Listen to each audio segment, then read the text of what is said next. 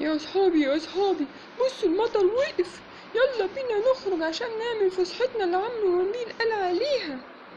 وفعلا راحوا بسرعة على المركب وركبوا ويتفسحوا شوية بالقارب، لكن الأرض كانت غرقانة بالمية ففضلوا معرفوش ينزلوا على الجزيرة اللي قالوا عليها. فعمو البحار عمو نبيل وعدهم إن المرة الجاية هيبقى في فسحة وننزل على الجزيرة.